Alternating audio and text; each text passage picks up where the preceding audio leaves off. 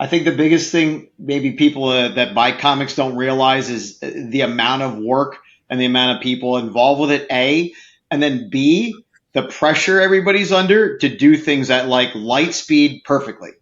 You Yeah. know, it's like it really is like the Olympics of putting something together, in my opinion. And I've done, weeklies, dailies, medical journals, healthcare stuff, you name it, everything. Like been involved with everything. From a print standpoint for 25 years, all over across the platform. And this really is like the Olympics of doing a book. It really is. It's the most advanced thing in my opinion. And then you got, a lot of changes at the last second, as everybody knows that. You got an artist or creator. I want to change this, you want to change that. And at the end of the day, we want to make everybody happy. We want to make the people that buy the comics happy. I mean, you want to make the creators happy. And I think that's what drives us. We want to make everybody happy in the process, but it's very demanding.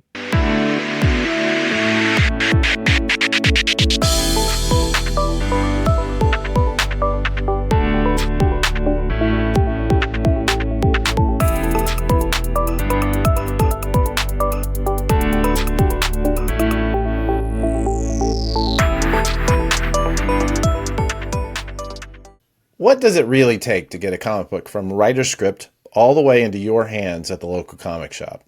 Spoiler, it's a lot more complicated than you think. This week on Comic Industry Insiders, we're doing something special. Normally, you'll see this presentation at conventions under the title From Script to Shelf. But today, we're bringing it directly to you. Whether you're in the business or you're just a fan who's curious, we'll get you the full behind-the-scenes look of how comics are made. And the stakes for getting it right couldn't be higher. Every missed deadline, every metadata error, every choice of paper stock or barcode placement can make or break a book's success. The comic industry is an Olympic-level relay race, and everyone, from creators to the printers to the distributors and retailers, has to run their leg of that race perfectly. To unpack it all, we've assembled an incredible panel.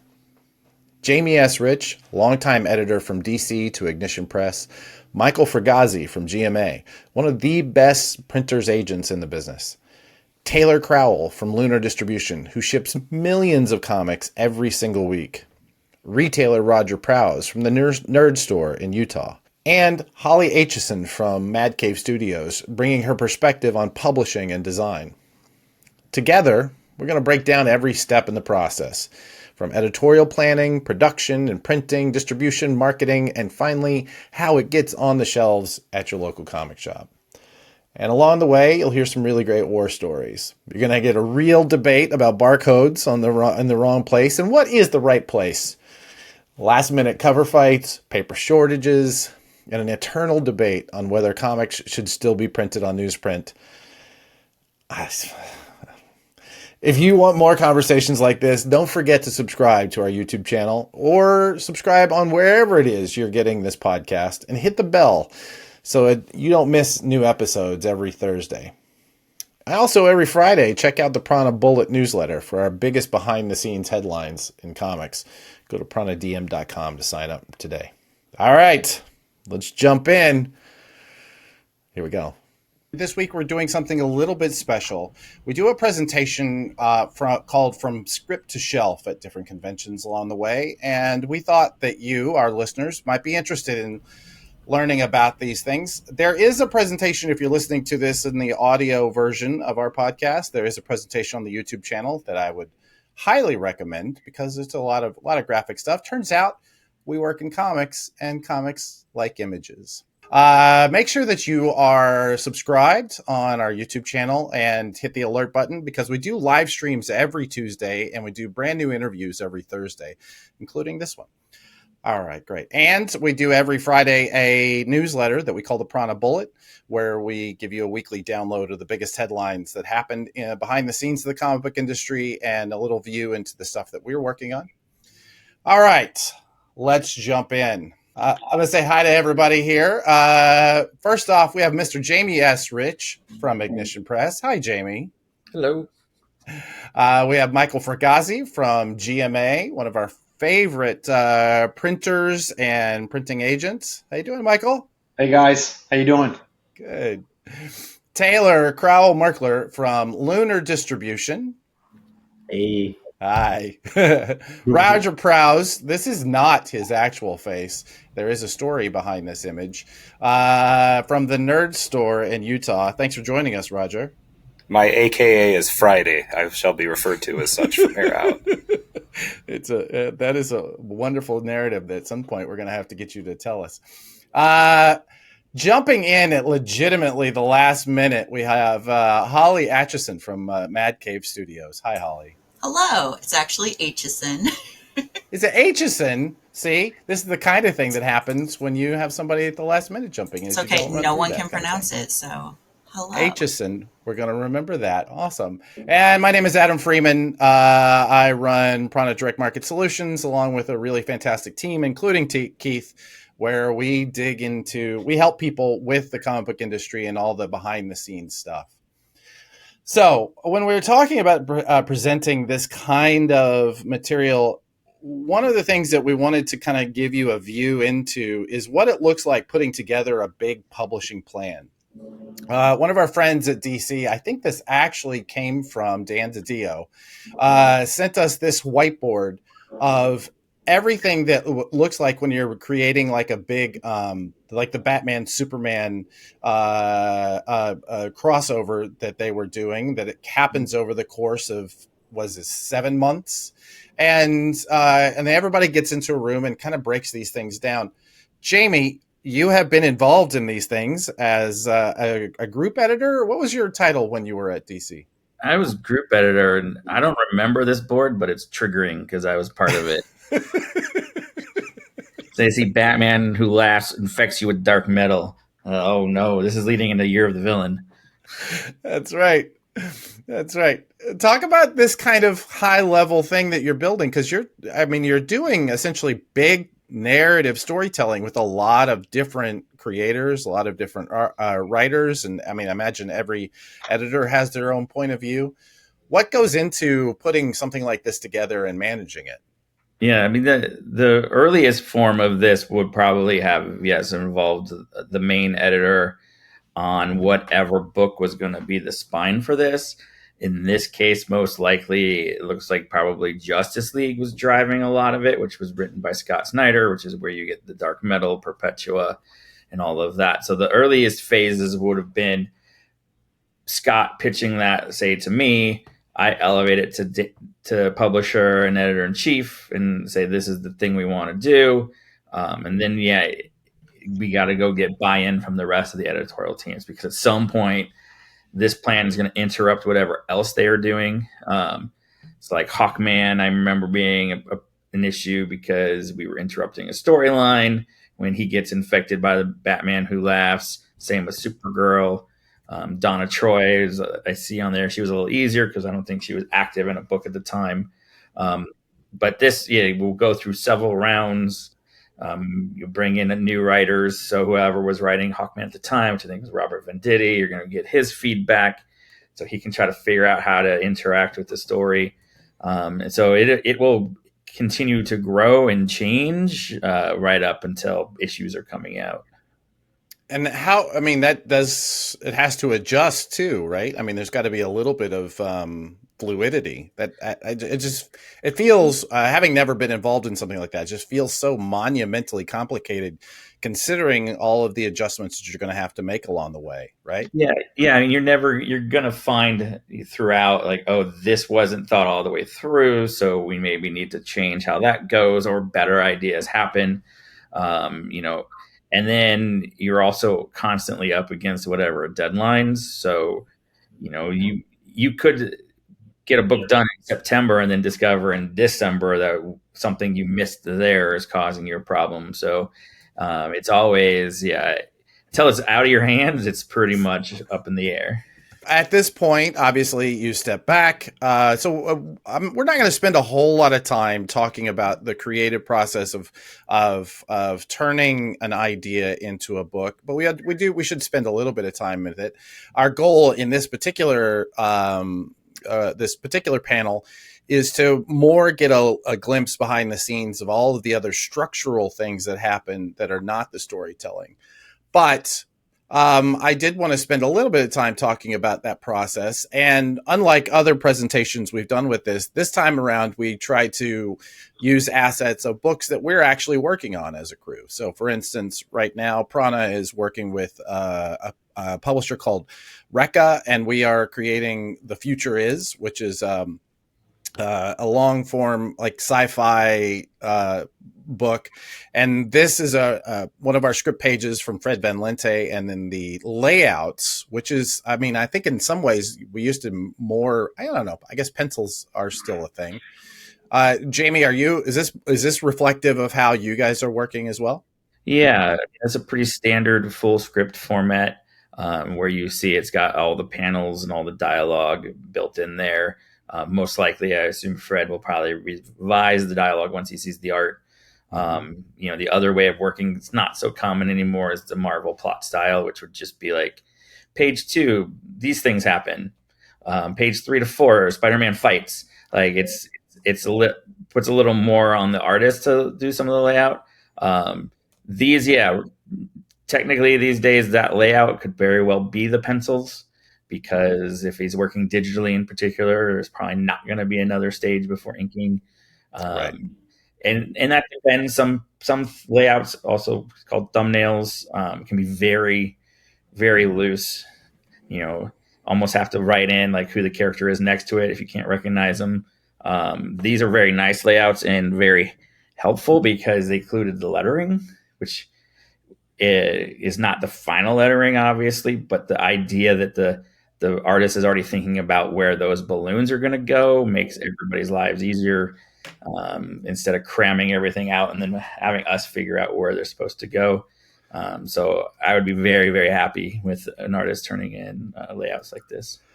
I will tell you, don't go stealing him until we're done with him. But Enio has been a fantastic artist to work with. So, but you did send us along some the progression of a page. Can you talk about this one specifically? Yeah, so this is from Deluge, which is our upcoming book with that Cullen Bunn wrote. The artist is Marika Cresta, who folks probably know from some Star Wars work.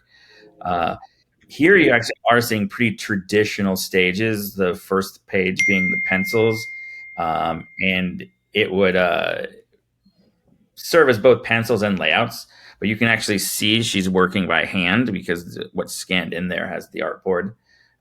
Though technically maybe it's digital and she just has an artboard template that she works on.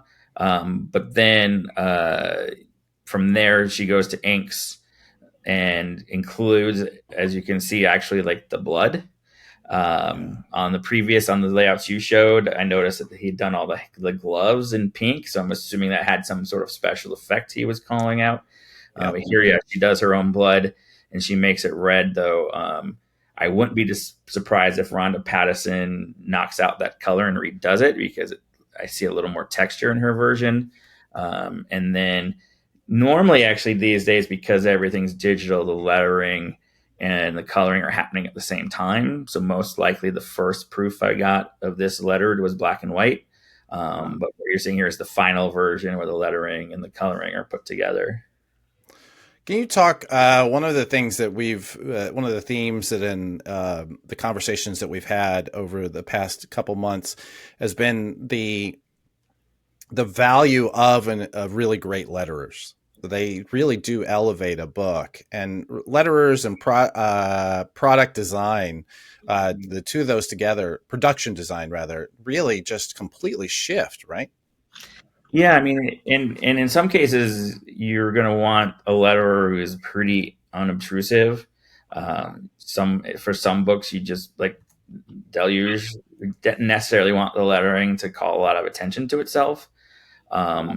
But other projects, we might be looking for a letterer who could do a bunch of different things, could experiment, might be more integrated in how they do the dialogue. Like this was done by And World Design, who is a studio with many letterers, and so they have all the options you want in terms of, I need a style like this for my book. They'll find it, they'll give you some choices, but a smart letterer. In the old days, we used to do balloon placements, and we still often do as editors and even sometimes writers. But good letterer is going to know way better how the page will flow, what it should look like. I worked in the past with Bendis, and Bendis gives a lot of challenges to a letterer. So you really want something creative. I think for me, the all-time one of the best letterers was Ken Bruzenek, and what he and Chaikin used to do was way ahead of its time in terms of the sound effects and how things were integrated into the art. And that was all by hand. So Right. digitally now you have a lot more options of how to make it all come together. And when you are looking for a letterer for a project, can you just talk just a little bit about like what are the different is a good letterer somebody able to do all of those things, or are you looking specifically to cast someone who is going to be able to handle that particular skill? I feel like most letterers are pretty versatile these days. Sometimes what you're actually going to consider is the writer and what kind of writer they are. For instance, right. Clayton Cowles letters everything Tom King does. And when I was Tom King's editor, I was not looking to replace Clayton because Clayton understood that there were going to be revisions, how many of those would be. Sort of after a while learns like what that writer's taste is, and so won't do things that will probably get changed. You're probably going to look at previous work and then also consult with the creators of like what are they kind of after in this regard. Excellent. Well, thank you. And again, I don't think we want to spend a whole lot more time talking about this, but like all of these stages of the process can completely shift the end result of the book itself, right? It's I think that one of the things that we wanted to really focus on, and we'll dig deeper into that, is how many hands it takes to make what we think of as like a professional comic at these days. Like,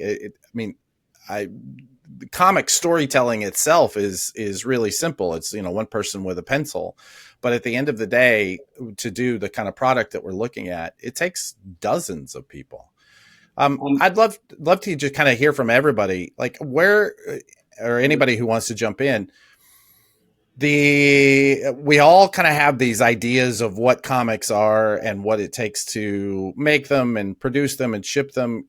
Can you all kind of give me some example of like what we're talking about here with letterers having such an effect? Maybe something else that surprised you about once you started becoming professional, the things that surprised you about what it takes to make and put these things on a shelf. There's a lot of invisible labor. There's a lot of like secret project management that you don't think about until you're in the middle of it and you're like, oh, who's dealing with, all these different stages. Designers are deeply underappreciated in this industry with how much they do. Like, Amen. Jame gets to work with one of the best in the business, Scott Newman, who spoiled me for life on designers because like he's so thoughtful about things like end papers, which I never thought about before that. But Scott's a man. Scott's great, like so good. And it's really those little details that you don't think about necessarily as a customer initially. And then when you start getting closer and closer to the process, you're just like, oh, wow, there's paper stock you have to think about and just so many tiny details. Yeah, because you bring up Scott, I know him and our production manager, Joe Campagna, often deal with these files that come in. And it amazes me after all this time, every comic book's the same size.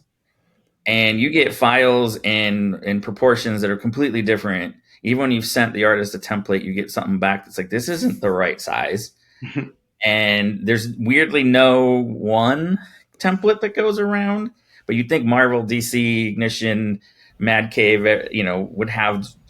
Everyone knows how big a comic book is. So when it comes in, these people behind the scenes will then figure out how to make sure it fits on the page in the right way. And letterers even help with that, like making sure the letters are in a place that won't go off the page or get cut off in the spine or anything like that. Yeah, Michael, I know that from having worked with you guys that you do have to end up working with that the production designer specifically and the editor oftentimes in those kind of last minute tweaks, right? It's That sums it up. Yeah, I mean, piggybacking off of what Holly said. I mean, I think the biggest thing maybe people that buy comics don't realize is the amount of work and the amount of people involved with it. A, and then B, the pressure everybody's under to do things at like light speed perfectly. You know, it's like it really is like the Olympics of putting something together, in my opinion. And I've done weeklies, dailies, medical journals, healthcare stuff, you name it, everything, like been involved with everything, from a print standpoint for 25 years, all over, across the platform. And this really is like the Olympics of, doing a book. It really is. It's the most advanced thing, in my opinion. And then you got, a lot of changes at the last second, as everybody knows. You got an artist or creator. I want to change this, you want to change that. And at the end of the day, we want to make everybody happy. We want to make the people that buy the comics happy. I mean, you want to make the creators happy. And I think that's what drives us. We want to make everybody happy in the process, but it's very demanding, from all sides, all the way down to the guys that sell the comic books at the retail shops. Right, Roger? So that's right. Yeah, I mean, on that specific note, like I'm obviously not involved in the production, so I don't have much to speak on there. But before I came to comics, I came to this from a lot of retail experience in other industry that I'd owned my own stores in other industries for quite a while before I even read a comic book. So I was kind of a late bloomer to all this, and I think the thing that really surprised me the most was how unique the ordering like apparatus is in comic books and how unique the challenges behind that order apparatus are. Like if you just came to a retailer in any other industry and said, hey, here's an item that is effectively only, a depreciating asset that's only really relevant for a minute period of time. You have to order it 3 months in advance. You can't really know exactly what's going to be in it or what it's going to look like. And you can't really tell your customers that much about it. Some of them might, they'll tell you they're going to buy it, but you really can't guarantee that either. What do you think? Everyone would laugh you out of the building and tell me come back when you have a better idea. So I think that was the hardest part, and the most difficult part for me to adjust to is the more of an art than a science behind the ordering systems. Yeah, something that Philip Zablick used to say to me all the time was he was like, what else costs $4 each? Dental floss. They buy that by the millions. We're happy when we get 15,000 on an original. It's like, it's so true. Like, there's so much nuance to every part that goes into it. And it is like a consumable good that really is meant to be read, enjoyed, and then you read the next one. Right. And the collectability adds a whole nother dynamic to it, because you take all those people involved, try to keep your costs down, do it as fast as possible, change everything all the time, and then you want a flawless product at the end that you can grade, a 9.8 or more, So it's just, you got to laugh at it a little bit, but it takes that's what we all want to do, but it is kind of like, what else you want to throw in his ear, So, but it's cool because, we get to make people happy. Well, and Taylor, how many, not to take over Adam's job, but how many books come into your place every week, and how fast do they have to go back out? Right. Yeah. It's like, just this week where you have over 1 million units, and, as you guys are speaking to, any one of these items has, a $3.99, price tag on it, let's say. And, it could stay at a $3.99 value in a few weeks, as Roger pointed out. The value of that's probably not going to be $3.99. It could drop, or something wild can happen. Someone can say something terrible or exciting that all of a sudden makes that book blacklisted or the biggest hit in the world, and you have this, we sell out of it immediately, and these comic books become, the price of gold. And if we don't have them available to somebody, then the world is over for that retailer and their customers. We all just sit around all day waiting for the next time that Batman's dick pops into a book, is what I say. Well, I mean, yeah. So, it's crazy. You have to treat all these things, like, not that we won it. I mean, it's our publisher's product. I mean, we have to treat every item that comes in here as gold and get it turned around perfect to the retailers, in absolute perfect condition. It's crazy. It's like the Olympics, as Mike pointed out. And you have to hit such a small little window with all of these people, with this army of people that are all working towards this thing with such a tiny margin of error at $3.99, that, you know, anything that goes wrong can throw the whole thing off. So I do want to talk a little more about the behind the scenes crew. And I think having Jame, who has worked in this kind of, this particular time we're giving this panel, we don't have anybody who is currently working at one of these big sort of editorial crews, but you're still running an editorial crew there, aren't you, Jame? Like, what is this? What are the people on this list for Batman Dark Age Book 6? What are people like the assistant editor, the senior editor, the group editor, the editor-in-chief? How do they all work together, and why do they need so many? So everyone has obviously different responsibilities. But on this particular book, your main two people are your assistant editor and your senior editor. And there could be some debates over credits here. Senior editor is a position in the company, but personally, my choice would be to just be editor on the actual book, because that's really what they're serving. It just means that Brittany's been there longer and has a little more responsibility in terms of the management beneath them. So on Ignition books that I've edited, I'm listed as editor on the credits page, editor-in-chief in the masthead, because I feel they're two different jobs. But editorial is sort of a Russian doll of responsibilities. Starting at the bottom, you have editorial assistants and assistant editors. Those are what they sound like. They're assistants. An assistant editor is kind of a linchpin, though, where most editors are going to rely on their assistants to keep things moving along. When I sign off on the proof, I expect my assistant editor to take it to the next stage. They tend to keep a lot of the dates in their head. In a lot of ways, are managing up, reminding the editor, like, this is due today, so and so is asking for this. Whereas the editor themselves are really in charge of the whole project from a higher point of view. So they're going to be more worried about how it comes together, what the final product looks like, managing the talent in a lot of the ways. But the more holistic and the greater relationship that the two of you have, the more you're really swapping a lot of that. So Brittany was my associate editor for years, and then editor in the Bat group, and then later in the Justice League group. So like when we were working on DC Future State, we were crossing each other on all the different books and doing everything together. Group editor is then the next level up. So Paul probably didn't do a ton directly on this particular comic, specifically because it's also an out of continuity story. So he doesn't have to worry, like, does this tie into DC KO or whatever event else is going on?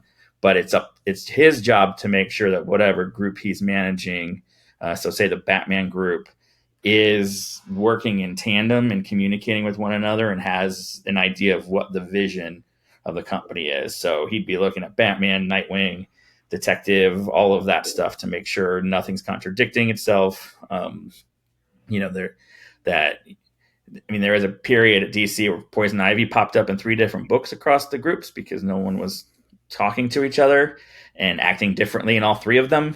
So group editor is really going to try to avoid all of that. And then you get to Marie J. Evans, editor-in-chief. She is looking at each group and then looking at the full picture of what the publishing line is. And honestly, the higher your credit just means the more meetings you have to go to.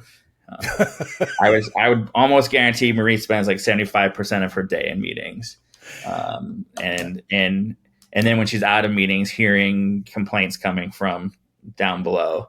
I often joke, particularly at IDW, that my job was just to be the complaint box and spent most of my day helping solve other people's problems.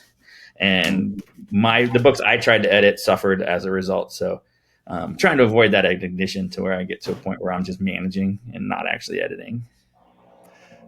Yeah, I feel some of that. That does ring true with I think being in any sort of leadership role, most of your time is, if you're doing it right, is kind of directing people's work, and if you're when it goes wrong, it's just dealing with the backlash of other people's work and never really getting to do any of the work, which is it can be really frustrating, but you get it. Yeah, and in this case too, the beyond being the nexus for the creative talent, an editor is balancing what the creators are trying to do with what the company wants. So they're interfacing with editor-in-chief, publisher, but then also making sure that the book's being taken care of across the board, so that when Keith or Holly are looking for assets, that they're available, and making sure, that we coordinate to when things are needed, because nothing's more frustrating for both sides when Holly's suddenly like, I need a cover, and it's like, well, no one told me you needed it by this date, so I'll have to hustle and get it for you. So when everyone's really working in tandem, that kind of stuff doesn't happen, except, as we all are human, we will make those mistakes. I nearly put in a slide that was everything is always late, and that's probably okay. It's just kind of how a lot of this stuff, it just comes together. You'd be surprised how many times this thing that was so crucial gets tweaked right before it goes out the door. And you'll start a series with all the time in the world, and still somehow by the last issue be right down to the wire. It just happens. True. Absolutely true. And because at the end of the day, it's all humans, and we all have lives, and we're all trying to do what we can. And there's an old saying. I can't remember the classic artist who said it, but he said that the art is never completed; it's only abandoned. It's just at that moment, it just gets wrested out of your hands. It's gone. It's finally done. Right. I think we're also just all freaks who thrive on stress. I don't know. Yeah. That's a good point. Why I decided to redesign this entire deck an hour before we jumped on, that's probably the same thing. I choose to consider myself an agent of chaos instead. Exactly. Jame, once again, this is from your crew. Beautiful design. I actually picked up the little, I don't know, I've got it around here somewhere.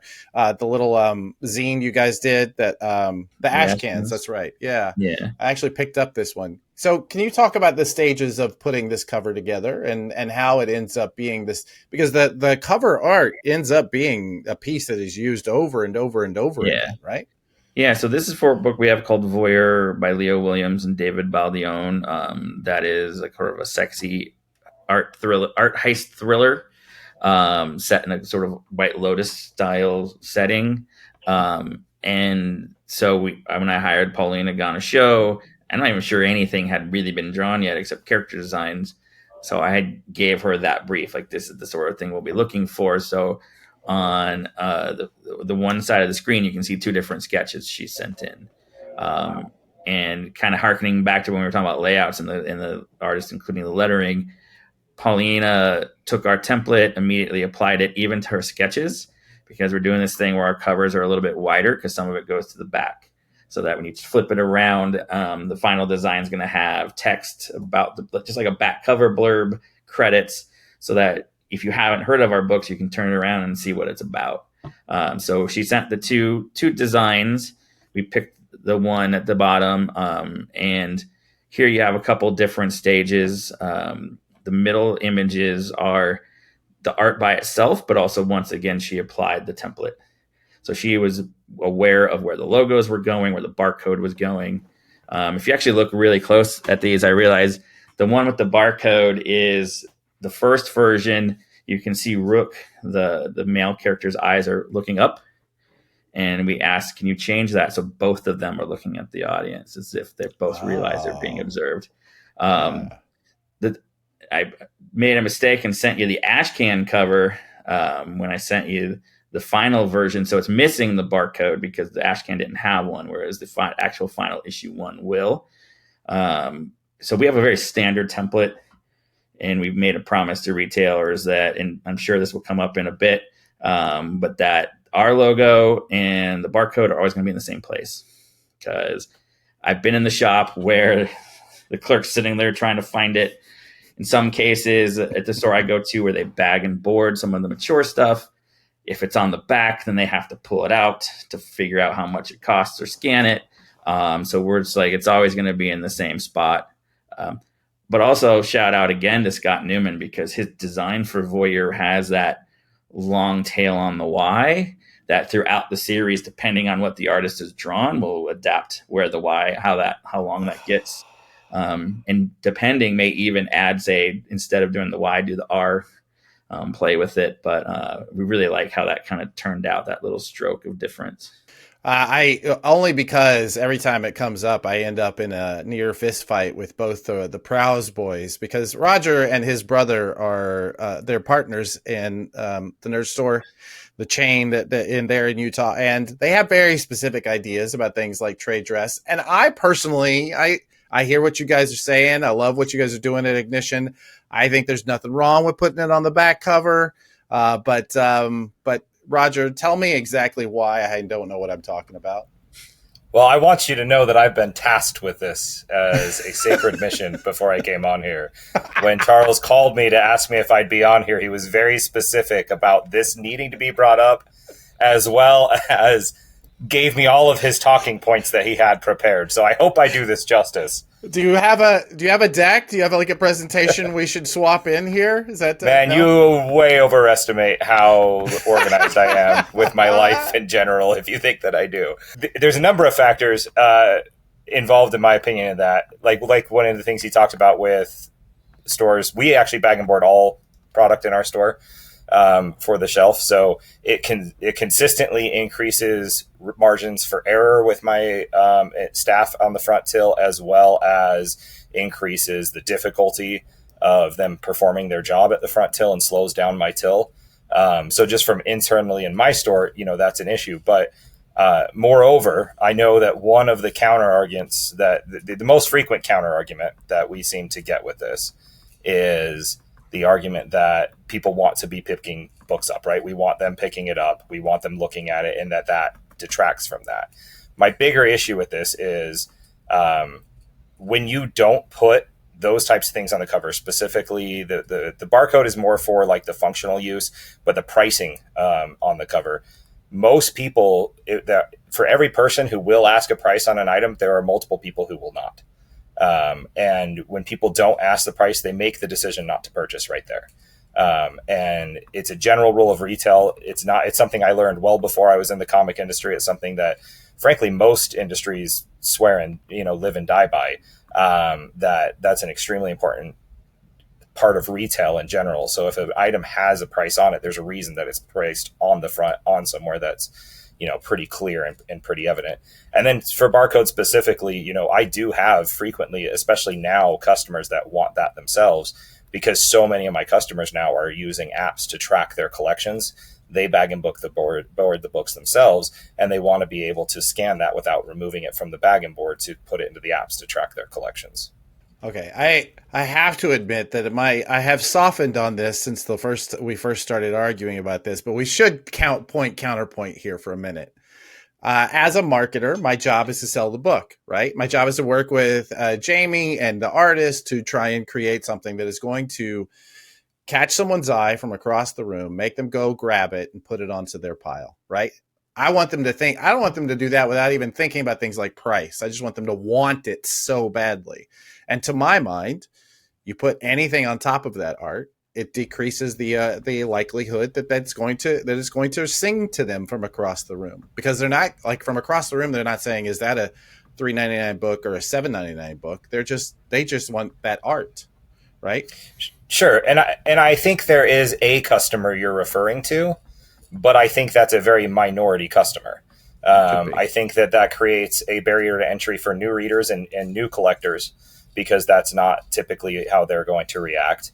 And I think that really, frankly, I think that leans away from readers and more into the hands of collectors in general. And I think that, again, when you have a situation where anything you do is going to impact some some population of people, we need to look at the people that it's going to impact more than the others, right? Sure. So one of the studies that I have cited is that study that I was talking about, where they talk about, and I can't recall, it's been a while since I've read up on it, but it's like 15 or 20% increase of sales on something if people walk up, pick it up, right? Well, the same person, if it's the study that I'm familiar with that did that study, did that in 1999. And as part of a full series of kind of retail principles that he created, in that same book that he published that in, he also said for every person who asks a price, there are 2 people that do not. And now that was in 1999. Think about the way that culturally and societally we've shifted and that the youth is right now. I'm going to tell you right now, dealing with my kid and her friends, if they have to have a human interaction, you better be making sure they're making $1 million or else they're not going to do it, right? Like if anything, I don't think that we'd be remiss in saying people that are walking into comic shops don't tend to be heavily extroverted on average. And so I think that it's even more pronounced now than it was then. So yes, I do think there's an element, and I think that's what variant covers make sense for. I think they're still, if people want to say the variant cover, have a really nice virgin edition with none of that to really pop attention, I'm all for that. That doesn't bother me. If I can train my people, hey, when it's not on the, when it's one of those, that's a small enough amount of the product we do, having that little slowdown to sell that's usually a higher priced item to make up for that doesn't bother me. But to have your A cover, your main product, not facilitated in such a way that it's made for the majority and the bulk of your customer base, to me is a flaw. And I think too, the argument for standardizing your template and sharing that with your artists and make sure they're working with it is that the design then includes that element. So here again, Paulina is so good. Everything you're going to be looking at is right in the center of that cover. There's not, and if the barcode goes over the little plant in the corner. So if you're looking across the room, you're going to lock eyes with Madeline and want to know what she's thinking, want to know what's going on in there, and you're not going to notice the barcode. It's true. I want to flirt with her. It's all right. I want to make one more counterpoint. And again, I want to say I think I do want to help, if I can help out. I think what you're referring to is Paco Underhill's book, Why We Buy, which is wonderful. It was all data driven, and I'm sure he would be arguing with me as well. However, I do want to make one more psychological point, which is if I see a book from across the room and I pick it up in order to see how much it is, I now am holding it. And for me, that's part of that's the first step in ownership. Right. I now, in order to put it down, I have to essentially give it back. And I would still argue that interaction is important, but I'm willing to concede the point since I'm outvoted. So here's what I would tell you to that. Sure. If I recall, the percentage of difference between if somebody picks it up, and it's been a while since I've read that book, but it's somewhere in the 20% range. Yeah. And so if you're talking 20% versus 2/3 that won't even ask the questions, those numbers align with putting it on the cover. Putting the book in someone's hand, that's my job. That's what I'm hired to do. That's why I'm making my money. My job is to walk up to that person, pick that book up. I actually do a sales training with every new employee. And one of the things I do in my sales training is at some point I walk over, I pick up a book, I'm just kind of bullshitting, talking, and I just kind of casually lean it towards one of my employees, right? Nobody's kind of paying attention to what I'm doing. I'm acting like I'm preparing something. And then that employee, as soon as they kind of naturally pick it up off my hand, I immediately grab it back. And then I sit there and have everyone watch their shocked face and look at him and they said, why do you think he had that reaction? Why do you think that person reached back for that book when I did that? Because that person had just taken ownership and that book was theirs in their mind, right? So I actually train my entire staff that their job is to place those books in people's hands to create that interaction. That's my job. That's not the book's job. Literal hand selling. I like that. Yeah, absolutely. I like that a lot. All right. Well, then you know what? I'm going to take it as a win as a moderator because I got you to tell that story. So, All right. That works. All right, so that's what cover design. I mean, obviously, cover design is important. It is the thing that will sell the product and get more likely for someone to read it, which gets them coming back. It's part of why we put so much time and effort and energy, and obviously thought. Right, we've all, as a crew of professionals, we've all thought very deeply about what makes a good cover design, and that's not by mistake. One of the things I think that people don't really think so much about, and Holly, you discussed this earlier, is the real value of what packaging and book design can bring up. This sort of look at what all of the components of a hardcover really does highlight. Each one of these components is a choice that has to be made. Holly, Michael, if you guys could talk to this, like, what are did we lose Holly? Oh no, she's coming back in. Michael, can you talk to this? Like, what are all of the little components that have to be decided, and how do they affect the overall product? Yeah, there's so many components, like depending on what it is, floppies, paper's obviously a huge thing. Most comics are generally, comic size. There's generally 4-color. There you go. I'm just looking at your presentation. But yeah, I mean, there's a ton of decisions that go into it, hopefully made pretty far in advance, so we have time to plan everything. But yeah, there's little things, the variants, you want them to stand out, printing on foil stamping, glow in the dark, sketch covers, and sometimes you can get, up to 50, or more variants on a comic, and you still got to turn it in a week, or, hopefully 2 if you get lucky, but yeah, a million decisions go into it. Yeah, Holly, you were talking earlier about the effect of that design coming from a place of selling to the book market specifically, but you've had lots of positions along the way. Talk about how those things affect the overall the overall sale of the book.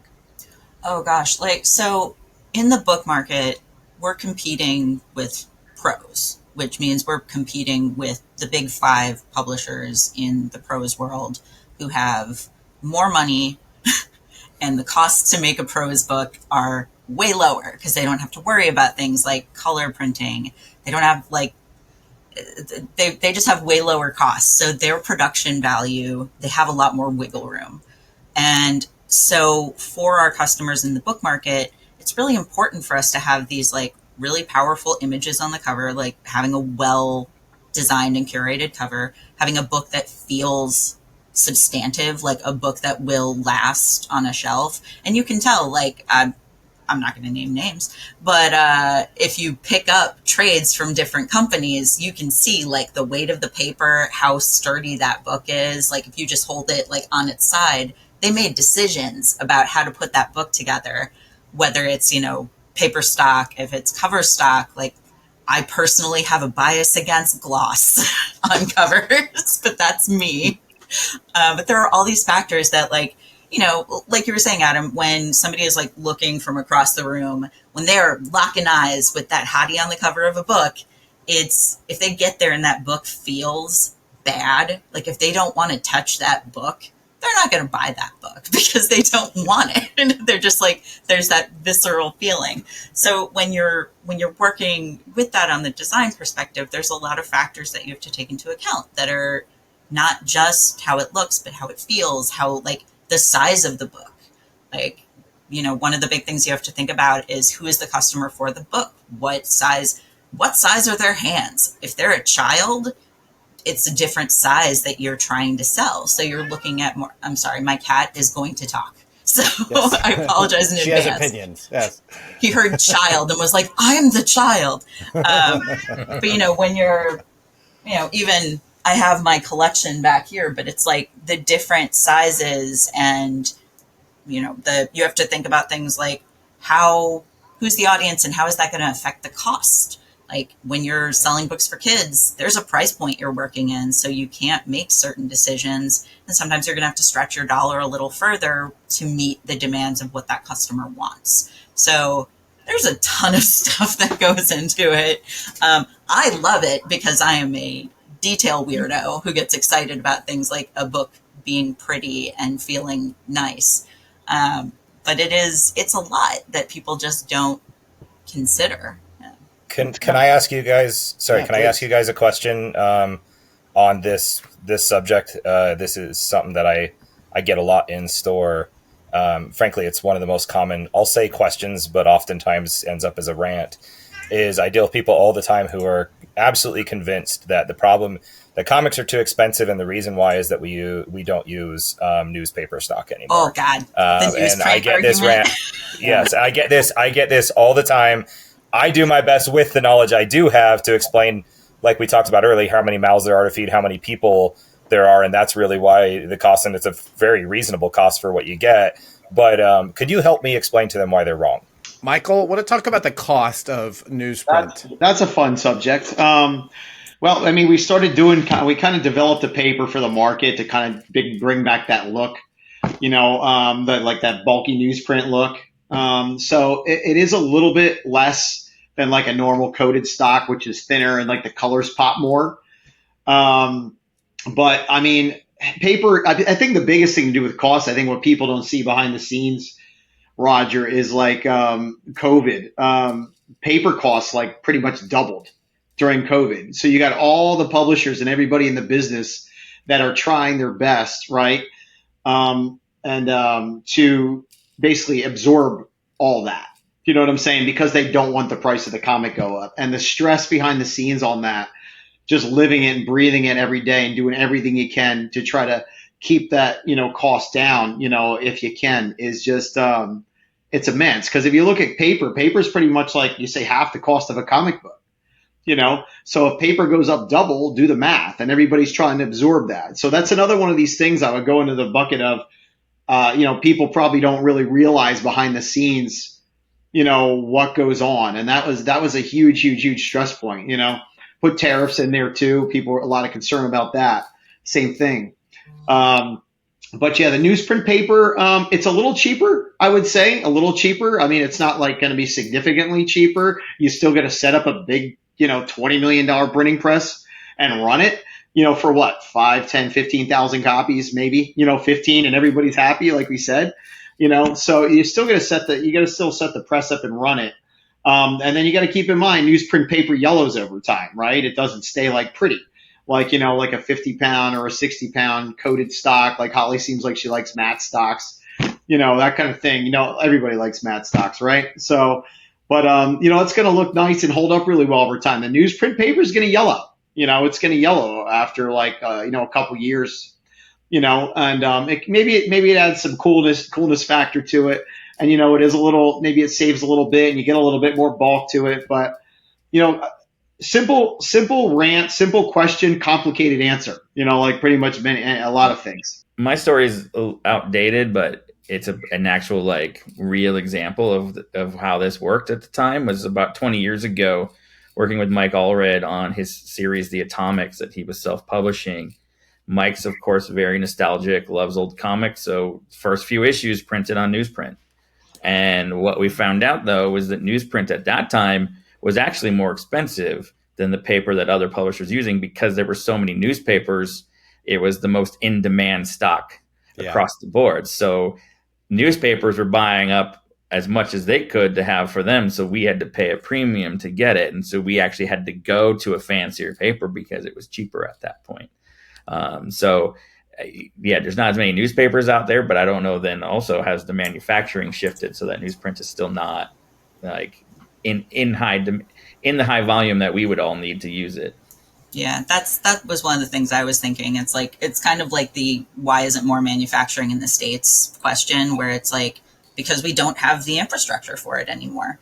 It's like previously when something was done a specific way for, back in the 30s, 40s, 60s, that's how comics were made. And we don't do it like that anymore. So the production facilities that did that at the time don't exist anymore or don't do it that way anymore. So it's like, it would require rebuilding an entire infrastructure that doesn't exist at this point, which isn't cheap. Also, it's just genuinely nicer this way. Books are better. They last longer. Sorry, my cat's back. There is an infrastructure issue both on the production side and on the creative side. So on the production side, as Michael is saying, those machines are often not developed for that type of paper, that type of roll of paper.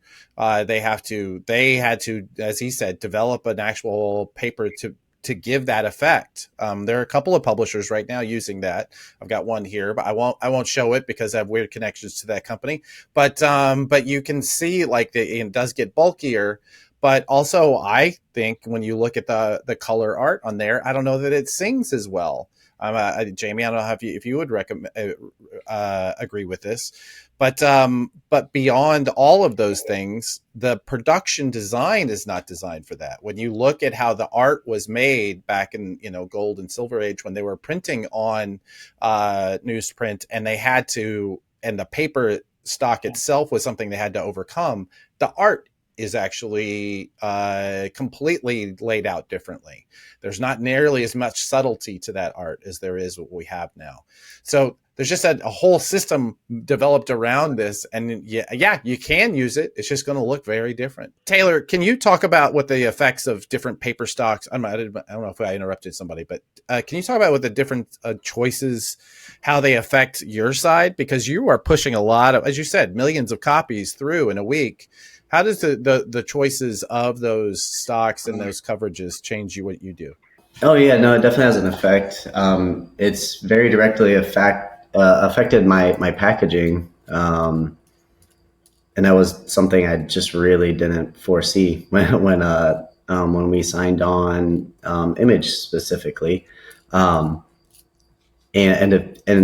following them, a few of our other smaller publishers or other publishers, indie guys, they're using different paperweights or different materials, and we were so accustomed, like we knew what fit inside of one of our Lunar 2 boxes and how to pack that to the exact height to put in one of our shipping cartons, and we knew what that looked like on the packing level and on the picking level, and then we start with a different publisher that has a mass impact on our regular week to week, and they're using different paperweight, and they're using different structure of their books, and all of a sudden that weight is completely thrown off, and we have a new standard of how much we can pack a box up, and then how that affects the overall weight in one of our boxes shipping out. And that is also affecting how many books are traveling, and which impacts shipping costs. It kind of snowballs down over to Roger, where he's going to see more boxes coming in. They're going to be less filled. It's not because we're being haphazard or we just didn't feel like filling half a box. It's that publisher is using heavier, nicer, prettier paper, but it's denser, and I can't put 300 books in a box. I can only do 250, we'll say, and I have to get the other 50 in another box to make weights work, shipping through FedEx or UPS. Well, there you go, Roger. There's your first argument is newsprint is bulkier, so the fewer in a box, so more shipping, so the costs don't go down. Yeah, I mean that's kind of, I'm going over there in my head, and it sounds like the summary is that it was cheaper to do the nice stock at one point, and then even though it's a marginal savings at this point, when you add in all the external other expenses, it actually, by the time it hits the consumer, it's the same price at best. Roger, how many people are complaining about comic book costs? If you had to, is that a huge amount? So here's what's interesting. So we started our store. Our stores are mall-based locations. We started in 2013. We had the opportunity to buy a legacy comic book shop in 2021 that we purchased that had been open since 1990. And it really gave us a really interesting perspective, because in my mall stores, it's almost never. It is very, very infrequent. But I'm dealing with a whole lot of people that are new to comics. In my mall stores, my hold customers, I would say, and we don't keep exact date on this, but probably 50 to 60% of them at least had never touched a comic book before walking into my store, had never considered comic books. We're creating a lot of new customers, where the destination comic store I took over was pretty much all comic people for a very long time. And so when I was dealing with the people there that had largely been reading since that store first was originated in the 90s, that conversation, I wouldn't say it was a predominant conversation still, but it was significantly more frequent than what I get from new readers and new people that are coming into it. And there's always that aspect, especially in that store. A lot of these guys, they seem to buy out of habit more than they buy out of hobby. And so they just kind of want to complain that it's different than it used to be while they're still going to spend the money anyways. So I tend to try to put my thought processes towards the new readers and bringing them into the fold, because I find that's more successful. But it does come up. But it's really, in fact, the biggest thing that we have to overcome with new readers that we see often is we tell them, oh, that's only $4. And they go, oh, wow, I thought comics were like $30. And then they're excited about the $4 price tag, because you think your average public, the only time they see a comic book is when it's hitting some record sale and it goes viral on social media, so they think comic books are crazy expensive and are this unaffordable hobby. And so I far more often with new readers have the opposite reaction, where I'll tell them, oh yeah, this is a $2.99 or $3.99 cover price, and they'll be elated and they'll go, oh, well then I'll buy 3 or 4 of them. I can afford that. That's no big deal. So I more often than not in my stores, I see the opposite. I would think a lot of customers are confused these days. Like I went to the shop the other day, bought like 10 comics. 9 of them were $4.99, and one lone DC comic was $3.99. And there are at least 2 other DCs in that pile that were $4.99. And it's like, well, why is this one $1 cheaper? And these one, they all look the same. When I was there, it was like they might get 2 more pages for that $1, but no one's counting that or seeing it. So, and then every now and then you get the random $5.99 or $9.99 that just doesn't seem to make any sense. Yeah. Well, thank you so much for that. That is exactly the kind of thing that I think a lot of people are looking for. That to understand. Obviously, to Roger, to your point. Let's turn to our friend Michael here. I asked you guys to put together a list of all of the different people that we need to deal with in order to get a book actually printed, right? So this doesn't have to do with any of the creative folk. It doesn't really have much to do with the editorial folk. Obviously, some of the production people on the publisher side have to deal with this. Can you talk through who all of these people are and why we need all of them? Don't you just hit a button now and the thing prints out? Like, what's the story there? That's funny. Going back to Roger's point, it's like, people want to complain maybe about a $3.99 comic. I mean, there's like a zillion people involved with it. And then I look at like, well, you can get a drink of Starbucks for $5.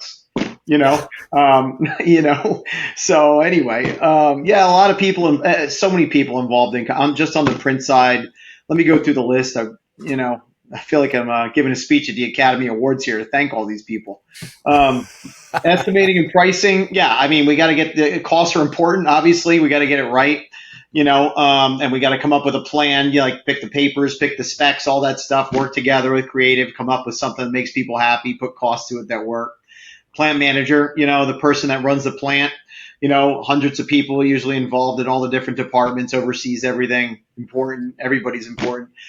Pre-press operators usually deal with, the files coming in as PDF files, getting proofed, so it goes back to the publisher and the publisher says, yeah, these look good. Go print that. And then they go to the imposition and plate makers, which put them into pages basically, and plates, which are these metal things, thin sheets of metal that go on a printing press. And they go around the cylinders on a printing press in different colors. And then you got the pressman, the lead pressman is in charge of the, $20 million piece of equipment that's printing the comics, all the comics for the week. The color person, who's looking at color, the roll tender, putting these giant rolls of paper that weigh, hundreds or 1,000 pounds, up on the press, making sure they're good. The assistants, helping everybody with that. So there's a crew there. There's a team with supervision that comes in and makes sure everything's good, while millions of comics are going through.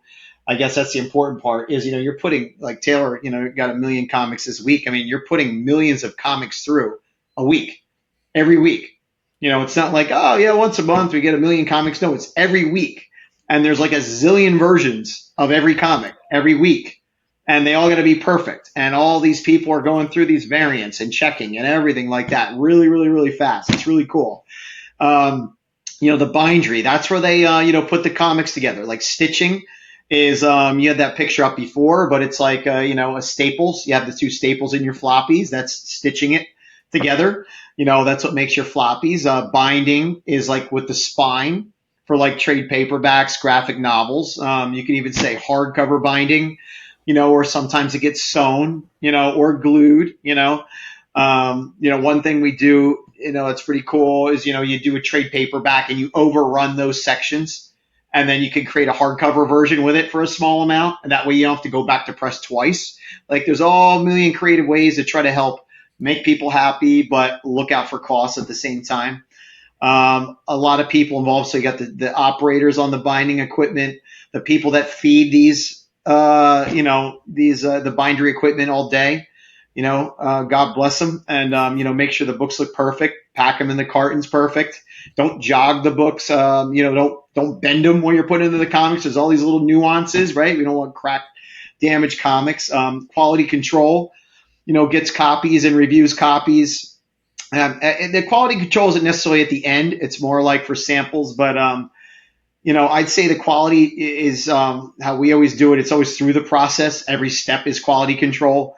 And even up to pre-press or, what we see, we catch something. The earlier you catch something through the process, the better, if you got to fix it versus if it gets to tailor, which, a lot of times things make it through and there's like a mistake in a credit. Somebody's name's wrong. The book's are already distributed. Creates a nightmare. You want to try to catch those things. So everybody's a team trying to catch those things. And then obviously shipping, a lot of people involved with shipping and getting things out and getting prepared for pickups on a weekly basis, reiterate on a weekly basis, So that's kind of the key. Everybody's turning things fast.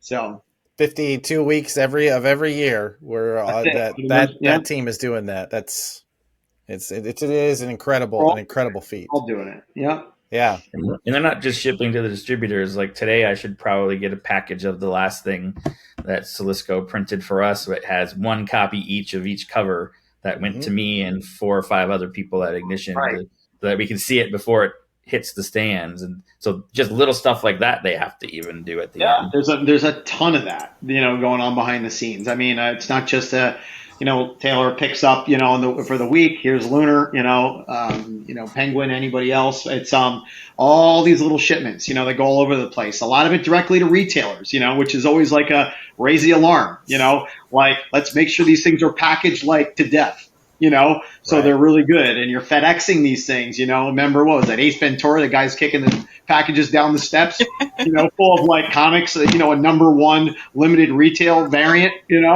got to make sure they're, shrink wrapped and boarded, double cartons, sometimes we put, extra packaging in there to make sure that they show up great.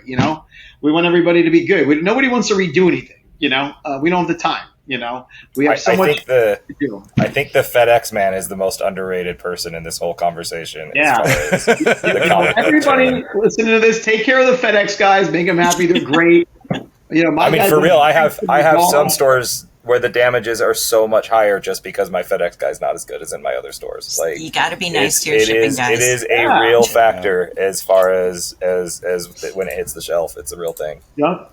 It's crazy how many retailers talk about how, they'll use one service or another because like they have a terrible relationship with their FedEx guy, but their UPS guy is great. And they're like, we'll pay the extra so we don't have to deal with that FedEx dude. Like he sucks. That's why I buy every single one of my delivery drivers gets a really nice Christmas present every single year. It's very smart. Very smart. Well, that actually does lead us to, I think, our next slide. Actually, before we get to what Taylor does, actually, Taylor, you could speak to this as well. So this is just a look at the kind of metadata that goes behind a comic, all of the little different pieces that we have to put in to describe this book that are really, for someone in that chain, each one of these pieces is the most important part.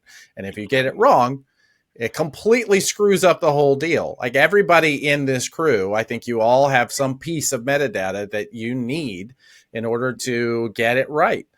Taylor, you guys are the arbiter, really, of metadata now, being the distributor. Can you talk about why that's so important and what sort of energy goes behind making sure that it's correct? A ton of work goes into making sure that's correct. The team that deals with that stuff just keeps growing and growing on our side, and they've gotten really good. I really love that group. But yeah, I mean, there's certain publishers that I'm on the correspondence with, and other ones I'm not. And I tell you, like, the few correspondences I'm on with those publishers, like, they are constantly like, it is just nonstop back and forth, back and forth. Oh, change this piece, change that piece, change this piece. Hey, that's wrong. Oh, you're right. Whoops, But I mean, this is what's coming from the publisher and feeding the printers. Like, they're using a lot of that information, but then it's feeding right to Roger, and giving him everything he needs at that level. And of course, we're in charge of making sure it's all right.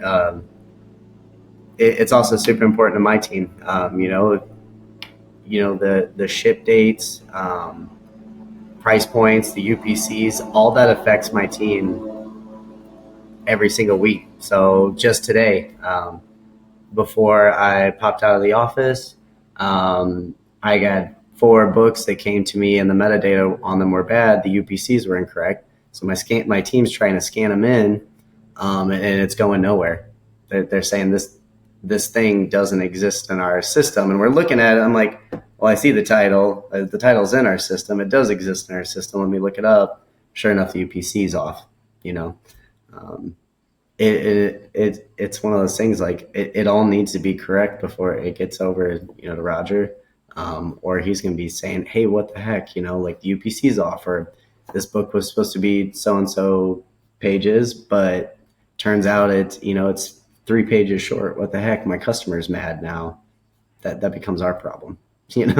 Very true. And I've been on the receiving end of those problems when, a UPC code gets flipped for some reason. Somewhere along the line, somebody made a choice that it just said, no, this one is attached to that, and it completely screws up an entire plan. It is incredible. I actually was part of the committee that put together the Comet standard. Metadata is one of my little hobbies.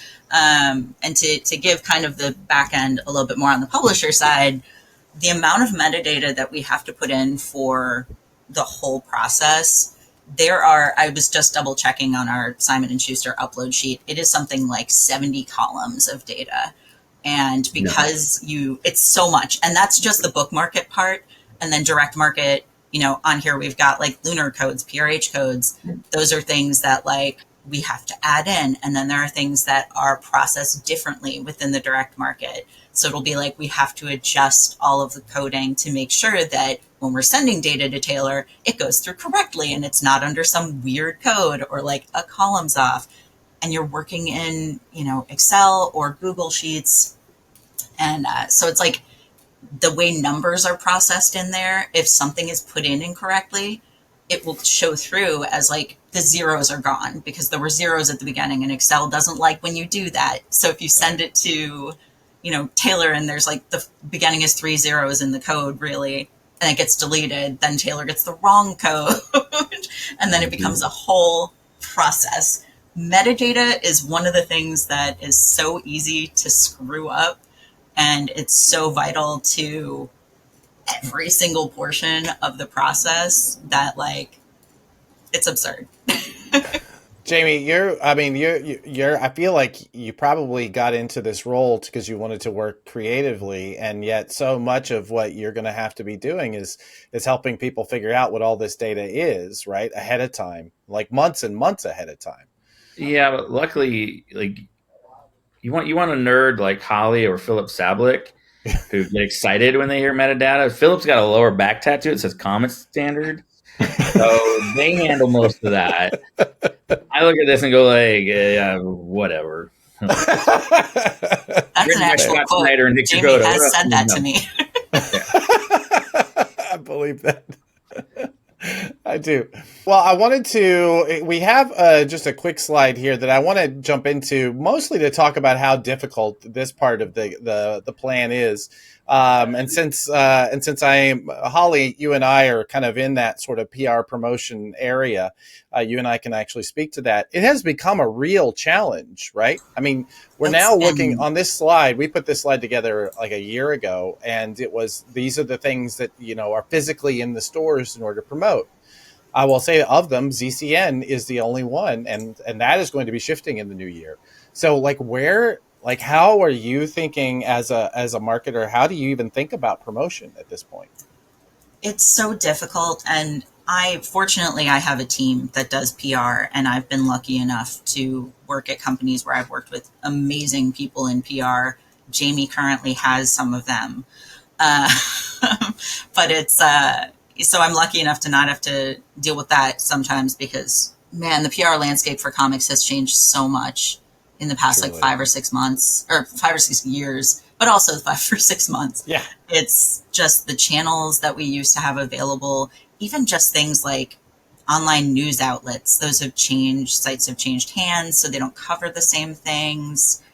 I'm relying a lot more on book market publications like Publishers Weekly and Booklist to get more reviews out there and more advertising opportunities. But the landscape is so different, and it's constantly changing, and we have more titles. So it's like, where are you going to put them? I can tell you, as a company that is constantly looking ahead to see what are the pieces that we can solve. This is one we spend a lot of time on. Is what are the assets that we're missing, and how do you build them? It's an incredibly difficult problem. In this portion of we wanted to talk about what do the marketing and sales timelines look like. So I will speak to this one because this has been a huge part of my career, is just working in this timeline of how do we as publishers communicate to Roger what's coming, and how do we talk to the customers that he has that we want pre-ordering. So this is just a very quick overview. In many ways, it starts 4 months out, and then sometimes it even starts a year to 2 years out, trying to figure out like what is the data we're going to be presenting to you, and what does it look like. In this particular timeline, though, this is a bit more of like a standard checking the boxes to make sure that this thing hits all of its places. So you see 4 months out, we're going to be putting in our solicit data. We're going to be doing some of that initial branding, like talking about this thing. It's usually right about where things start to get announced. We talk about the distributor metadata. We talked about that, making sure that that's right. And we're developing all of the assets that we know we're going to need when the announcement goes live. So like the media kits and the digital ads and all of those pieces. Those are during this period where, before the storm really starts, we want to try and make sure that everything is where it's supposed to be. Then 3 months before on sale, we're looking for the big announcement. We're going to be doing any press that we can get. We're going to try to get interviews. As Holly said, it's just gotten more and more difficult to get those sorts of exclusive, stories, or this art reveal or whatever. But we're also putting it into all of the product platforms, all of our websites, that sort of thing, newsletters, social media. We're beginning the process of getting people to see it. I was just talking yesterday to one of the bigger sales and marketing crew, and she was saying that like you really do need people to see this thing 10 times before they are ready to purchase it. And you need to begin those 10 times as far out as possible if you're really going to get them to make the decision to buy or to subscribe, right? And in the shops. Then 2 months out, we're going to be looking at a marketing push. This is where you're going to drop your trailer, your video trailers, the ads that are going out. You want to make sure that there are lots of interviews. You want to make sure that your creators are out there talking to people. We're going to do our sales outreach to people like Roger to say, hey man, this is coming. Let's put whatever we can into your stores, into your newsletters. We're going to be making sure that the stores themselves have all the assets that they need if they want to be able to use them in their, forward look to the fans. Then about a month before on sale, we're looking for the final order cutoff. This is in the old days, we were looking at an initial order, and that initial order used to be so crucial. It was like 80% of the orders we would get would be for initial, and then 20% at FOC. Those numbers have flipped, if not even more, to FOC. So now people like Roger are not even placing an order until the final order cutoff. So that's why we're doing as much as we can. This is like the full court press. Like, please pay attention to this book because that's the last chance we have to make sure that there are copies for the store that they're going to put on the shelf so they can go through the hand selling process rather than deciding that they're only going to order for, say, the subscribers they have, or pulls only, as we hate hearing. And then finally on the on sale, the release date of usually for a number one. Hopefully, if we're having some budget, we can do this for later, storylines and that sort of thing. And that's where we want to be doing signings, conventions, in-person appearances. We're always looking for ways to do even more, so that virtual appearances like what we're having here, right? That's kind of what you're looking for. Roger, which of these do you think is the most crucial for getting your attention? At what point do you start saying, okay, start clocking this and saying, okay, this is something we're going to get behind? If you want the value of my attention, right? Because I can be aware of something, but that doesn't mean it's a valuable attention. So if you want a valuable attention, something that I go, okay, I'm really going to order up on this, I need to hear it from my customers. I mean, the things that we really order up for is things that people walk in or call us and go, hey, this was announced. Can you order it for me? And I'm going to touch on, Charles has his biggest pet peeves. This is probably mine. And where I think there's the biggest amount of bleed from my business that's kind of an unforced error is how often the big announcement occurs and I cannot pre-order and I cannot get that title and I cannot do something for the customer, because especially I think it's a very positive thing. And I've seen a whole lot in my store of traction when we have books that are now written by, obviously Berserker is the biggest example of this, but written by a public figure, written by a celebrity that's already known, already existing, because it's putting books in front of people that they don't normally have attention for. Well, I get new people, they hear this announcement. I mean, new readers, they don't know how the comic purchasing system work. They don't know the ins and outs. They don't even know what a hold box is. And so if they call me, they're like, hey, I just heard this thing's coming, and I'm like, yeah, call me back sometime between here and here, and then I'll get it pre-ordered from you, and then you can pick it up a few months after that. And then, and then they're going to be like, oh, yeah, that's complicated. And they're not going to do it. I mean, most of the time they're going to forget, or they're going to throw up their hands, go, yeah, comics are weird and complicated, and they're not going to come back. And so we're really not getting the amount of traction from these exciting projects that we should when that's the case, because I can't tell you how often it happens where I get my phones blowing up and I can't help the people that are blowing up my phones. But to answer your question more directly, if you really want my attention, there's exceptions to this. We got behind Stray Dogs really hard because we met Tony, we got the pitch, we knew what we could sell. We knew that that's the exact kind of book that we know we can hand sell. We know that our customers are going to do really well with. We got behind it really hard. We got lucky that it blew up the way it did, but frankly, we were going to sell those anyhow. And so there are exceptions to this, but the biggest things that we want is like the Spawn Batman, where I get 100 calls for it and I go, yeah, I'm going to put this on my shelf. Or again, Berserker, or something along those lines, where I got people hitting me up saying, make sure you get this in. And that's the stuff I'm going to get in, the most.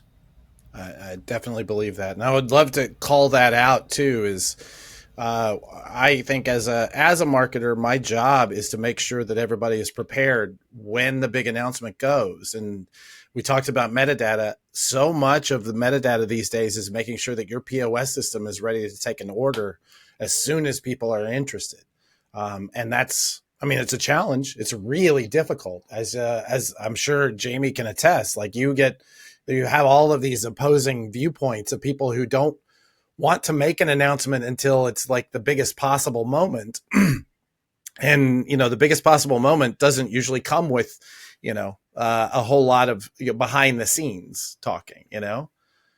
One of our challenges is creators want to talk about what they're working on. And so they're always pushing us to announce something and make it public. And we're always trying to say, like, you got to wait, because exactly as Roger said, if like we do this now, but this book doesn't come out until April, there's nothing that's going to happen based on this. You're going to give people time to forget. They're going to move on to the next thing. If there's no link they can follow to find out how to order it, then you're nowhere. And so then, trying to time that around the solicitations that it's live so that it's available. And then you're balancing out however many other titles are coming that month. So, and you're always like, I don't know if what we're doing is making anyone go into the shop. I know in the past, traders used to release a lot of the diamond codes, which I think most retailers didn't even need, and give them postcards to carry in, hand it to them and say, I want this. And I, never could quite tell. I was like, is that working?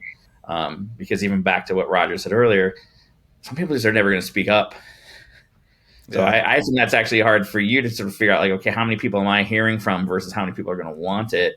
Because Gen Z is not calling in to say, I want this copy of Berserker. They're just going to go looking for it. Yeah, I mean, that's when I tell people that ordering is an art and not a science. That's kind of exactly what I'm talking about. Is there's a certain amount of following your gut, and there's a certain amount of, like, there's some books where the pre-order data is not great, but I know that I have one employee that's going to get behind it like crazy. I got to know to order more of that because that employee is going to sell the hell out of this book, And so, and I guess kind of branching out with your last question, Adam, like it depends on a little bit on the customer you're talking about as far as which portion is, most important. Like that announcement's great for the guys that are either targeted a new customer that's not a comic customer because we're doing something to reach out to them, or for the like hardcore comic guys that are following every comic announcement. Those are the guys hitting me up then. But the majority of my customers are casual customers. For those people, it's a week or release date. It's right before the book comes out. It's being able to, hand out an ash can to them right beforehand and say, yo, hey, I'm going to give you this for free, but just promise me you'll read it. And if you like it, get on the app and get a pre-order in, like that kind of thing. It's being able to do those kind of things that gets that portion of the customer. So I think that it's a little bit of, kind of depends on the customer too, and on the individual book and on the title. If some books have to offer the celebrity name or the big crossover like a Spawn Batman, most books don't have that. A lot of books, they're like, hey, I have to offer this really nice art that we're really confident, or this great story that we're really confident. Well, for those, having something on announcement, I'm not going to get a ton of hype between those. But if I can get some stuff in hand that really shows that off, and again, if I can get something like ash cans to hand out, or if I can get a signing in store, or if I can get something that I can use to really hype that to the customer, then towards the later end of that chain, I'm going to see a much bigger increase in what I'm able to do with that book, as long as the story, again, Stray Dogs is another good example of that. There wasn't a ton of announcement hype. There wasn't a ton of pre-hype, but once I was able to get it into people's hands, it blew up. And so it kind of, I don't think there's a one size fits all answer to that. I think it really depends on the project. I have no doubt. And that's just it. That's part of the marketer's job too, is just to say, how is this one different from the ones that we've dealt with in the past? And where do we put our assets? Where do we put our budget? Where do we put our attention? Because this one's going to be different than anything else. Holly, can you talk? This is we also built this out. I think the biggest piece here is the difference between the timelines between the direct market and the book market. Can you talk about the differences? Because you've been so involved in both. What's the same? What's different? So book market starts a lot further in advance. The sell-in process is upwards of about a year before the date. And when we're talking about book market, we're talking about trades. So we're talking about the collected editions. We're talking about OGNs. Single issues don't sell into the book market because the book market is not crazy enough to ship them. Taylor does the Lord's work. So the book market starts way further in advance. And so that's where I spend a lot of time harassing Jame and Jame's people to get the earliest possible, most complete data, which conflicts a lot with the direct market because, as we said, direct market starts like 4-5 months out in terms of when they need data. And depending on where you are as a publisher, they might not be ready for me to be asking about the collected edition a year in advance. So some publishers are really prepared and they are very used to that cadence. And so they're like, yeah, no worries. I have at least a full outline for you at that 12-month stage. But the majority of publishers, especially if they've been working in direct market for a long time, no matter how much they logically understand that they need to get it to me a year in advance, they're like, we're on issue 2. We don't know what's happening in the rest of the series. So we kind of have to do a lot of fiddling with like improvising and trying to be like, all right, well, we know kind of where it's going, so we'll work from there. And that's where we start developing our end of those aforementioned like media kits. We start developing one sheets, which is usually just like the core sales data. That's usually stuff that's going to bookstore retailers. Depending on the company, they may have a dynamic with their comic shop retailers where they also provide those assets. It's something I personally think should be provided to comic shop retailers because it's another point of data that they can look at. But, it depends. Then when you get closer to about 8-9 months out, that's when you're going to announce the trade, or if it's an OGN, that's going to be your first announcement. The announcement is different depending, again, if there is a single issue, because we don't need to be like, hey, that thing that came out in single issues, we're definitely putting it in a book, because generally speaking, that's just going to happen. But that's when we start to have like the full PDF. And again, it's that like 8 to 9 months out. So it's another point where I'm showing up on Jamie's doorstep, banging on his door, being like, you need to give me the whole book now. And depending on where Jamie is, I'm just going to keep Jamie is editor, all editor. Every editor is Jamie. Yeah. So then, we have that full PDF that allows us to start a lot of the back end process in terms of, showing corporate buyers. So like the people at Barnes and Noble that are putting in orders, that's when we need to give them a PDF. Ideally, if we have the PDF closer to what would be solicit date, that's great. And that makes my life easier. But about 9 months out, we try and get them that PDF so that they can order appropriately. There's certain challenges within that point, and like where printing fits into all of this is also very interesting, because direct market printing has a much quicker turnaround, because you've got your GMA Soliscos where it's like you send them the single issue, that book is ready for you that week. Like it is good to go, they're ready.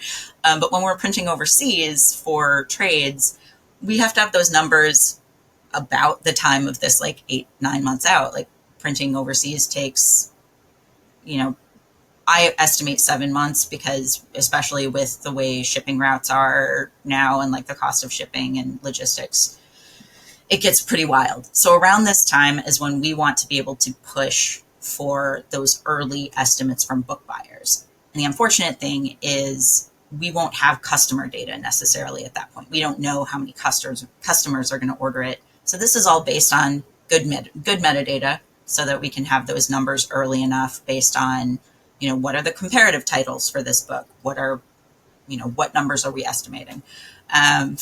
Sorry, I'm adding additional information about like the sales and printing process. This is so that after the announcement phase, that's when we start ramping up on newsletter, social media assets. We prep all these things, share them with our creators. Then about 6 months out, that's when a lot of our really intense outreach in terms of submissions for trade reviews, putting together trailers as able. Not every book's going to get a trailer, but we'd like it. Setting up interviews, trying to set up reviews, podcast appearances. A lot of our more hand selling also is around this time. Like if we have good relationships with retailers, they're going to be somewhere between that announcement and marketing push, where we start being like, hey, here's all the cool things about this book, here's why you want it. Around then there's on sale. That's for on sale. We have as many in-person events as possible. Ideally we have like a launch day signing, interviews, more like appearances at conventions. Depending on the book, they might be at like your ALA annual or something like that, like a conference, stuff like that. You try and get that book in front of as many people as possible. Continued social media support. And then with on sale onward, that's where you're in kind of your backlist marketing phase, where there's a lot of like, you keep thinking about that book for things like best of lists, gift guides, things that you can submit it to, like awards. That's when you're preparing to have this book go to stuff like the Eisners. So the full cycle involves a lot of different stages of outreach and data, and a lot of hands touching it here. No doubt, no doubt. And if anything, if anybody who has listened this deep into this panel can recognize, it's that none of this is simple, and all of it requires as much dedication and energy as we can give to it. Speaking of dedication and energy and the Lord's work, I think it's now time to talk about the thing that has been so much in our zeitgeist over this past year. And as we talk about the comics industry, we talk a lot about distribution. And one of the, I will say, even saviors of that has been Lunar distribution. You guys have stepped in and are expanded in such a crucial way during this period. I'm hoping you can take a little time, Taylor, and just kind of run through. We asked you to make a list of all the different people who have to touch a book before, and when it comes from, the information that comes from us, the publishers, and then the product that comes from Michael and his crew to land at your door, those 1 million+ copies. Talk us through this fulfillment path and how many different people have to deal with this. Yeah. Speaking of the Lord's work, I do have guys here just doing a killer job replacing my water heater. And of course, like the moment that it's time for me to talk, they're busy wrapping up. No problem. So if it gets too loud, forgive me. It happens. Me down or something if you Sure. me. So, this list, I mean, it's very long. It's kind of, I try to go through it. Vendor coordinators, those are our guys dealing with the metadata, as we were talking about earlier. So I don't want to get too deep into that. But, our vendor coordinator team, they take all that in. They're taking that from Jame and his crew, and anyone who's given us that information over at the publisher. They're making sure it looks all good, making sure it lines up in our system, and that is ready to go for my team. They're working under our chief strategy officer, who is Jeff Stang. And, he's worked with publishers in the past. He's kind of like worked at every step along the way. So he knows a lot of what's going on there. But he works with them to make sure it all looks good. It's a good plan. Sounds right. Gets the information in the system. At that point, publishers are working with Michael and his crew, and they are getting that product printed. The minute it's printed, that's when it comes my way. They're letting me know. So operations manager, I'm the director now, but it's the same deal. I'm coordinating getting all that stuff into our facility, coordinating with my warehouse manager to actually make sure what we've been told we're getting it in. Once we get it in, that it is correct, which it has been substantial over the past year or two, how much stuff we're getting in that is not correct. You kind of realize like how big of a problem that can be. If something comes to me incorrect, it's just a wild, you can see the loss. If a book gets past an editor or something or production and doesn't get caught, whatever issue it may be. But we're making sure it's good. Once it's good, that's when we are allowing our, as you said, my army to descend on these books, check it in, get it up on racks, and then just mercilessly just digging in and doing our absolute best to take these books that get to us right now on a Friday afternoon. I should be getting my last truck. It should have pulled in about 19 minutes ago. And hopefully that's the last one of the day. We're saying everything's good to go. We are making the shipments. We are creating, Roger's order for the week, and he and 2,500 other stores plus, we are going about fulfilling those orders. And we are doing our best to be done with that within 5 to 6 days tops. and as we talked about it, like millions of units, going to thousands of stores, books getting picked, hopefully accurately, packing them our specific way, making sure that it is going to get to that retailer in the same way that it got to us from a printer. We want little wear and tear, virtually none if possible, getting to them so that they can sell it. And that's where those pick spot placement, the picker, the packer, that's where they come in. They're picking the orders, handing it off to our packers. They're packaging it up, getting it labeled, getting it out the door. That's when it goes to shippers, FedEx, UPS, multiple freight carriers for the big stores and chains. And then we have hundreds and hundreds of international accounts. So they're going multiple ways, including through aggregate companies who kind of build their stuff up and ship it over in shipping containers and stuff like this. But all this is happening. It's touching all these hands within the span of 6 days, and then what is it? I think it's like on the 6th day, if we're lucky, we rest, and on the 7th day, we start anew. So if we're lucky, we're wrapping up Thursday morning, Thursday afternoon. We go and we clean up, we make sure we look good, make sure our space feels okay. And then Friday morning, we're turning around and doing it all over again. So incredible. Every week. Yeah, every week, 52 weeks a year. Yeah. And never ending, hopefully, All right. So we've touched on shipping. We've touched on how important it is for there to be the properly motivated and tipped delivery guy, and then to store shelves. We've covered a whole lot, Roger, about your experience in dealing with all of this. Is there any particular part in that piece of just taking it out of the box, sorting through it, getting it to the appropriate people in your subs, getting it on the shelf? Is there any part of that people don't really understand how difficult or how crucial it is?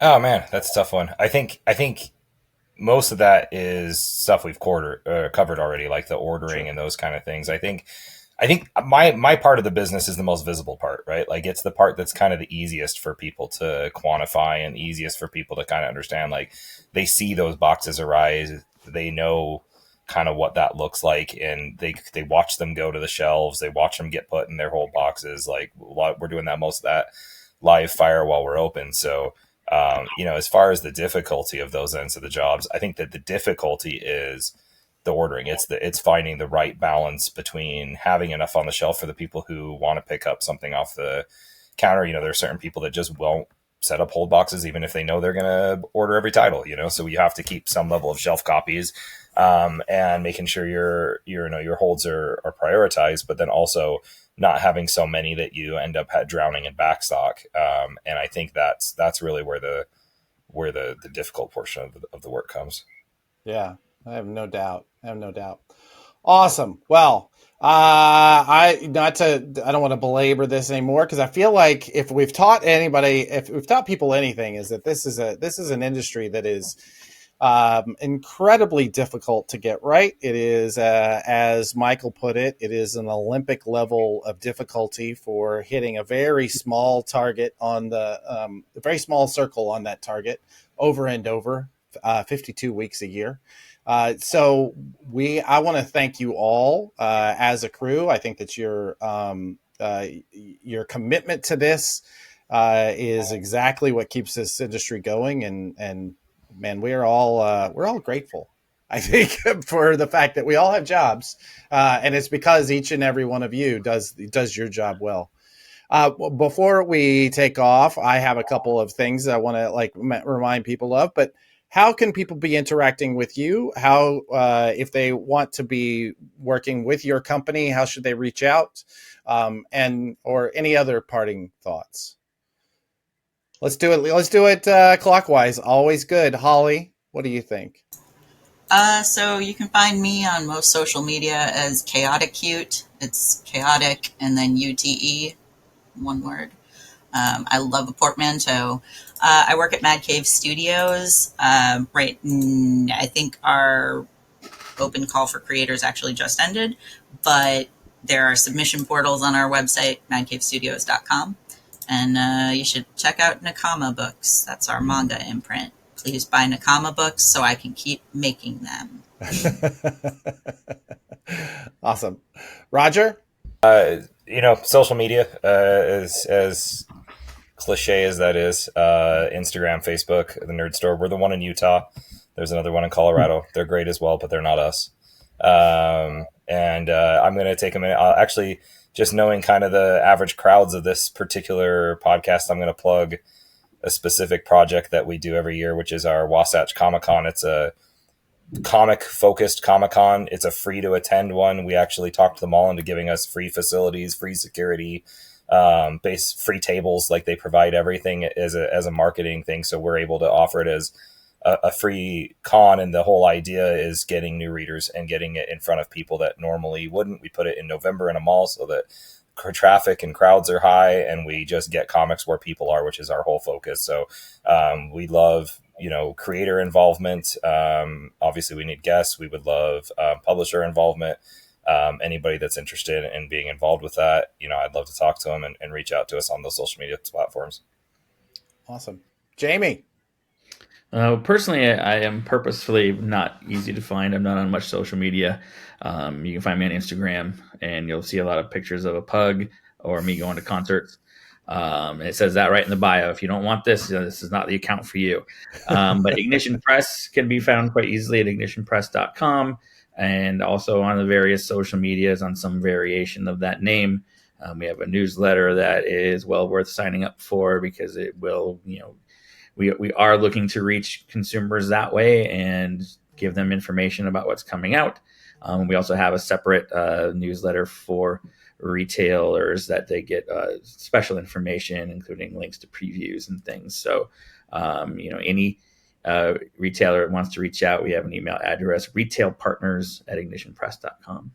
Taylor, is the water heater all wrapped up? Yeah, it is actually.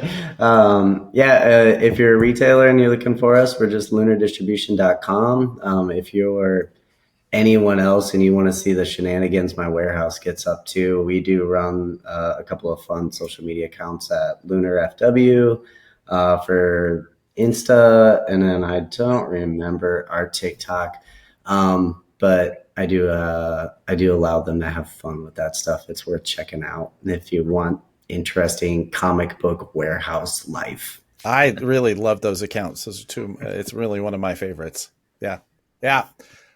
Fragassi. Just, we don't have time for social media because we're so busy trying to get comics out the door. So anyway, just Michael at gmacomics.com, or I was going to say go bug Freeman and he'll get a hold of me. That's if true. you need help. At the end of the day, we just want to make people happy and do a really good job and, sell a lot of comics. Have Roger so busy he doesn't know what to do. Then everybody wins, So that's it. We love you guys. That's it. Thank you, brother. Really do appreciate that. And finally, I want to pull this up again. Comic Industry Insiders. We do live streams every Tuesday, new interviews every Thursday, including and stuff like this. If you'd like to be hearing more from this, please do like, subscribe, and share, but also comment. Let us know what pieces we didn't cover and or what things stood out to you. What lessons did you learn from this? And finally, every Friday, and that means I have to go write it right now, we do a newsletter that goes out to that really addresses the comics industry and all the biggest headlines. I guarantee you at some point or another, all the people in this have been mentioned in that. And so we want to thank you for jumping in. And we definitely want to thank everybody here. You've all put in over an hour. I think we're coming up on 2 hours of commitment to having this conversation and taking away from the work that you're doing. So I want to thank you and thank all of you for watching. And namaste, y'all.